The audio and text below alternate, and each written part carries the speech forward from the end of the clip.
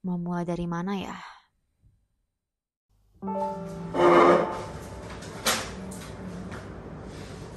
Ada yang bisa dibantu?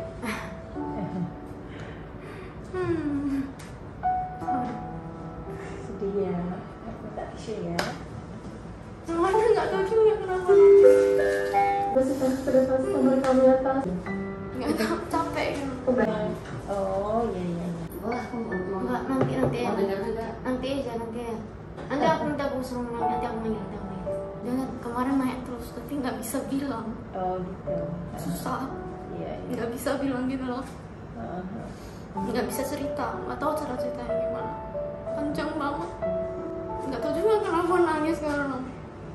Padahal aku orangnya nggak gitu. Aku tuh dikenal sama temanku tuh semangat banget. Tapi aku juga nggak tahu kenapa kayak gitu. Aku juga nggak kenal aku sendiri, aku juga nggak kayak gitu. Tapi kenapa? Aku nggak ngerasa trigger dari sosmed sih. Yang aku ngerasa triggernya itu kalau di rumah. Kan abang aku skizofrenia. Iya. Dia tuh dulu, aduh panjang kali sih ini. Apa-apa. Terus dia sering pukul aku. Aku harus sembunyi di lemari, kunci kamar. Sampai sekarang aku selalu kunci kamar. Itu kan kayak kebiasaan gitu. Sekarang tuh dia lebih baik. Cuman dulu itu kayak harus pindah rumah. Terus aku masih ada sekolah. Terus jadinya nilaiku buruk. Terus setiap hari harus lihat. Kadang lihat mama dipukul, saya berdarah, papa juga.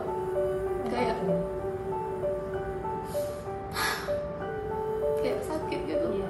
Kayak merasa dia merusak childhood aku gitu.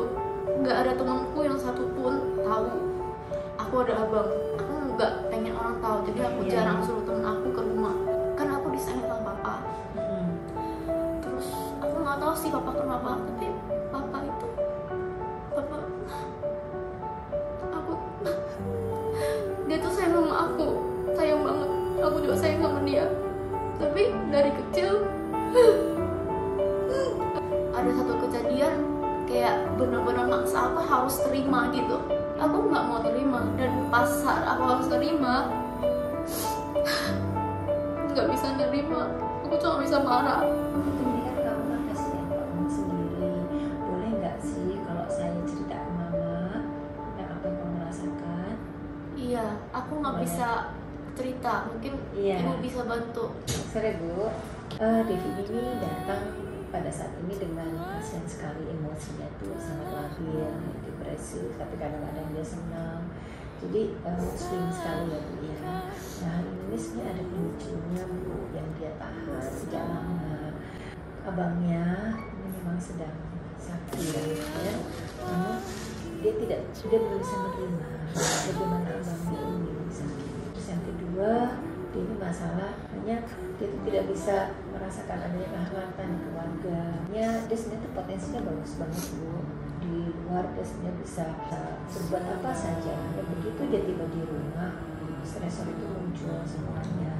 Sebenarnya pada saat dia dulu mengalami stres yang pertama, itu masih berusaha untuk semangat memperbaiki ya kan, tetapi lama-lama lelah gitu. Iya. Kan lama-lama lelah sehingga Hai, buat kalian yang belum kenal aku, my name is Devina Otaria. Umurku 20, tahun ini mau menuju 21 tapi udah 1 tahun aku lihat psikiater. Tapi juga bisa dibilang udah hampir 3 tahun kali ya sejak pertama kali aku lihat psikolog. Dan mungkin aku ceritain dari awal kenapa aku bisa akhirnya pergi lihat psikiater dan psikolog. Pertama kali pada saat aku lihat psikolog itu ketika aku merasakan ada gejala fisik di aku, yaitu mulai dari panic attack, anxiety attack, mimpi buruk tiap malam. Itu adalah gejala fisik yang terjadi di aku. Untuk gejala lainnya secara psikis itu ya aku jadi anak yang penakut, dan dari anak yang lumayan suka sosialisasi sama orang, aku jadi nggak jago mau komunikasi sama orang ataupun interaksi dengan orang lain. Dan kenapa itu bisa terjadi? Ya mostly itu faktor keluarga. Sekilasnya yaitu abangku pengidap skizo, dimana pas kecil aku juga sering melihat abangku melakukan kekerasan ke aku ataupun ke orang tuaku. Dan banyak hal traumatis lainnya yang menurut aku gak perlu lah kita bahas terlalu panjang. Intinya masa kecil aku itu cukup traumatis bagi aku, dan itu berefek sampai aku tumbuh remaja, sampai aku SMP, SMA, itu benar-benar berefek banget ke aku. Dan setelah beberapa kali lihat psikolog, aku dirujukan untuk lihat psikiater, dimana pada saat itu aku cukup denial. Apalagi stigma tentang lihat psikiater dan psikolog itu masih negatif banget pada saat itu. Dan karena denial aku itulah, sebenarnya aku hanya menunda rasa sakit aku aja gitu loh.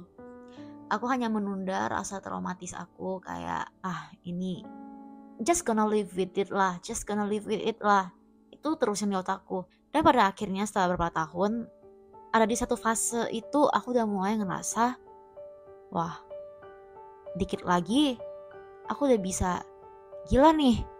Kenapa aku bisa merasakan itu? Pada saat itu yang bikin aku benar-benar ngerasa akan gila lagi sedikit lagi itu adalah, ya aku mulai bisa halusinasi. For days aku beneran nangis terus, gak bisa mandi. Bukan gak bisa mandi sih, gak mau mandi, gak mau makan. Dalam berapa hari kayaknya aku turun 5 kilo deh. Terus bener-bener kayak di kasur doang seharian. Selalu mencoba untuk mengakhiri hidup. Gak bisa tidur juga. Sekali bisa tidur pun juga berjam-jam. Tapi pas bangun pun lanjut nangis lagi gitu loh. Ada di satu fase yang aku bener-bener capek banget. Dan aku masih ingat tuh jam 6 pagi. Aku nyetir sambil nangis. Pada saat itu yang aku harapkan adalah aku nyetir dan tabrak apapun lah sampai aku bisa mati. Itu yang aku rasakan. Dan itu cukup menderita bagi aku. Saya pada akhirnya mama aku mulai lihat tindakan aku yang mulai aneh. Dia pun ajak aku pergi lihat psikiater. Ya selama setahun ini aku lihat psikiater, itu beneran up and down banget. Ada di fase dimana aku ngerasa, wah, aku mulai nampak nih tujuan hidup aku, mulai nampak nih terangnya di hidup aku, mulai nampak nih kebahagiaan di hidup aku.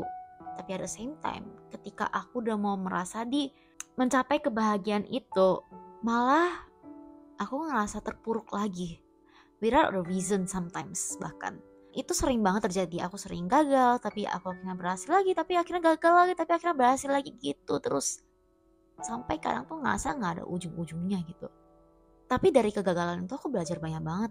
Oh ternyata di kegagalan kemarin tuh aku salahnya ini ya. Jadinya aku nextnya gak mau ulangin kesalahan yang sama lagi. Ternyata itu gak works for me. Bukan hanya di keberhasilan aku belajar, tapi dengan kegagalan aku pun belajar banyak banget. Dan dari segi obat pun sering banget aku gonta-ganti obat. Bisa dibilang ada bulan ini aku itu obatnya nambah, bulan selanjutnya lagi obat aku kurang 1, tapi bulan depannya lagi tambah 2, tapi bulan depannya lagi kurang 2. Kadang itu gak bisa ditebak gitu loh, bulan ini aku bakal tambah kah kurang kah, gak tahu. Jadi untuk obat itu juga sebuah roller coaster bagi aku ya, untuk menyesuaikan obat yang cocok dengan aku juga. Dan selama 1 tahun aku juga rutin konseling dengan psikiater dan psikolog. Iya, dua-duanya berdampingan. Psikiater membantu dalam obat, psikolog membantu dalam mengubah pola pikir aku atau menuntun aku mencari jawaban dari pertanyaan aku. Bentar, ini yang mungkin aku akan meluruskan. Dengan melihat psikolog itu bukan berarti oh kamu pergi lihat kamu langsung ketemu jawabanmu apa, jawabanmu itu ada sama psikolog itu. Enggak. Yang bisa mencari tahu jawaban kamu itu apa, itu diri kamu sendiri. Psikolog itu hanya bantu kamu dalam menuntun, menasehati kamu gimana ya kamu bisa menemukan jawaban dari pertanyaan kamu itu. Selama konseling, psikiater tuh tiap bulan sekali. Tapi pada awalnya itu sempat 2 minggu sekali, bahkan pada saat depresif pun juga langsung lihat. Kalau untuk psikolog awalnya 1 bulan sekali, lama-lama itu jadi pada saat butuh aja. Kenapa? Karena psikolog aku itu ngajar, walaupun memang ada psikolog, tapi kita juga harus belajar jangan apa-apa itu langsung larinya ke konseling, apa-apa itu langsung larinya itu ke psikolog. Karena kadang kita butuh menyelesaikan masalah-masalah yang urgent kita nih, yang overthink ini tuh dengan diri kita sendiri. Gak bisa melulu kita langsung lari ke sana, langsung mencari psikolog.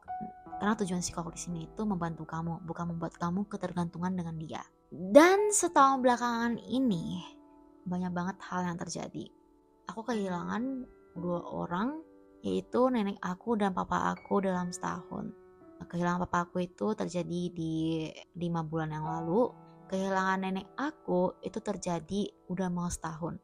Tahun ini tuh aku belajar banyak banget. Dan pukulan terbesar tahun ini itu jatuh pada saat papa aku meninggal. Itu aku bisa bilang itu saatnya yang buat aku harus buka mata, pikiran, dan hati lebih buka, lebih luas. Bukan kayak fokus ke diriku doang, tapi harus lihat orang sekitar, apa yang mereka rasakan, apa yang mereka lalui. Bukan fokus kayak aku lagi menderita, jadi semua orang juga harus menderita. Enggak. Tapi peristiwa seperti itu membuat aku belajar banyak banget hal. Padahal aku rasa pada saat aku diagnosa memiliki bipolar itu adalah pukulan terbesar yang ada di hidup aku. Tapi ternyata ada yang lebih besar daripada itu. Oh, aku juga mau cerita ini.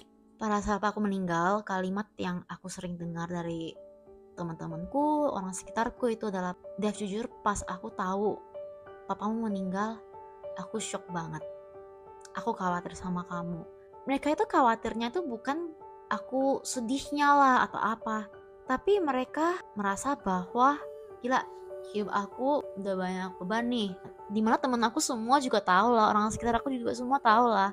Kalau ada orang yang bilang, kalau ada orang yang nanya siapa orang yang paling sayang sama aku dari kecil sampai sekarang, jawabanku tuh pasti akan selalu aku bilang tuh papaku adalah orang yang paling sayang sama aku. Kasih sayang papaku itu aku nggak akan mempertanyakan. Oke, nggak bisa lanjut. Intinya orang sekitar aku tahu lah pasti. Orang yang paling sayang sama aku itu udah pasti papaku. Orang yang paling aku sayang juga papaku. Orang yang dari kecil selalu ada buat aku itu papaku. Intinya papaku itu is my everything. Ini mau cerita yang ini nih, aku sedih nih. Bahkan papaku mau juga ke Jakarta ketemu sama psikolog aku dan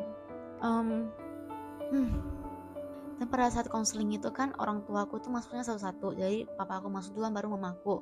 Jadi aku benar-benar gak tahu apa yang mereka omongin. Tapi setelah papaku meninggal dan aku juga pas udah konseling dengan psikolog aku nanya, pada saat konseling itu apa sih yang papaku ngomong?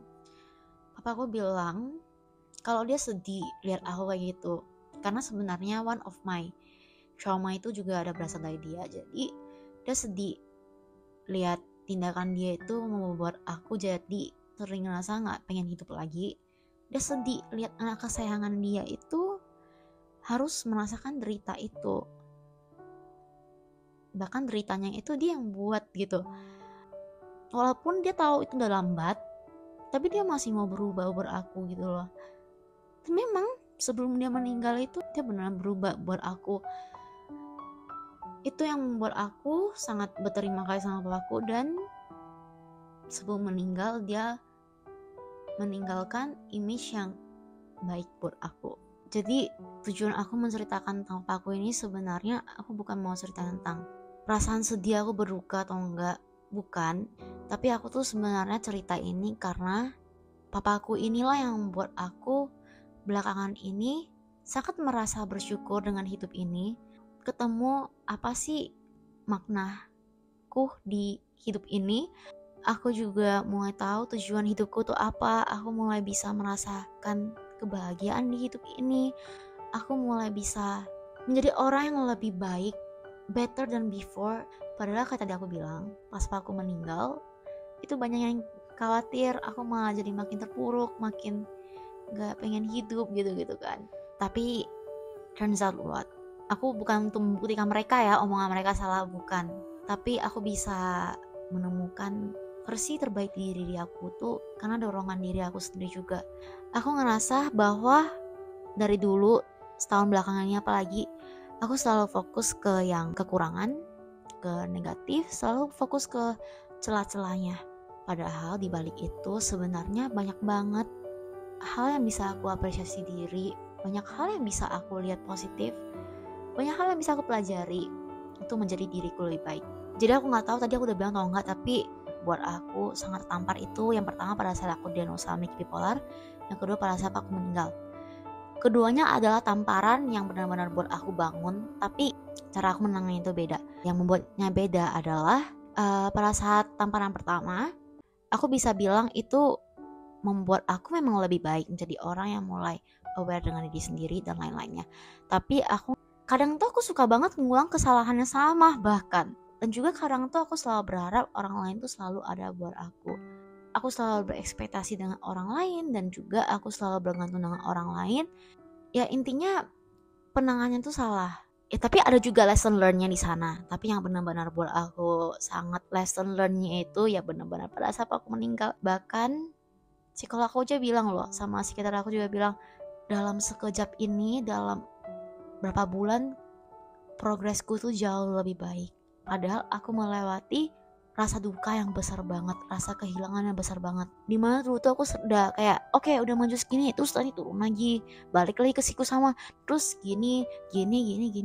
Tapi sekarang itu progresku tuh benar-benar pesat banget dan yang stabil gitu loh.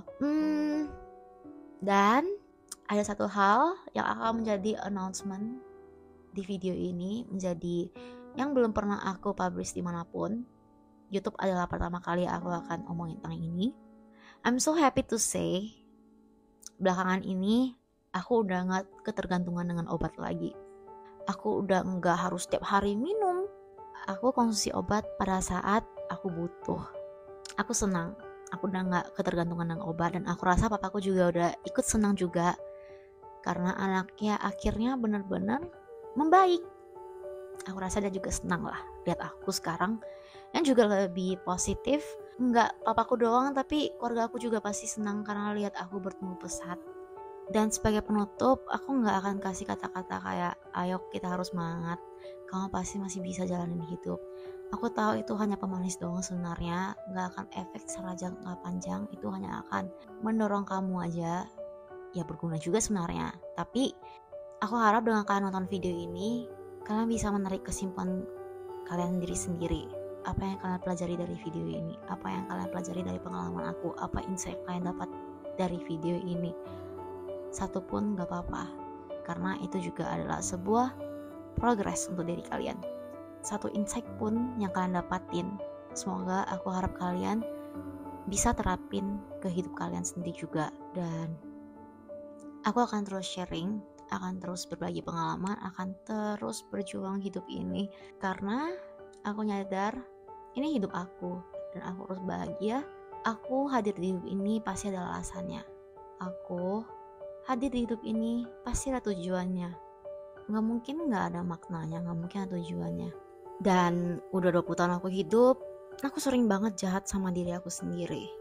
Aku sering banget kasih tekanan ke diri aku sendiri. Aku sering banget ngejudge diriku sendiri sampai aku ngerasa diriku tuh gak ada value-nya sama sekali. Dan itu sama sekali gak adil dong buat aku. Ya udah, aku cuman sekarang pengen aja baik dengan diri aku sendiri dan merasakan bahagia dari diri aku sendiri, bisa maju dari diri aku sendiri, semua dari diri aku sendiri. Dan itu buat aku nyadar kalau aku ke diri aku sendiri aja kayak gitu, apalagi orang lain.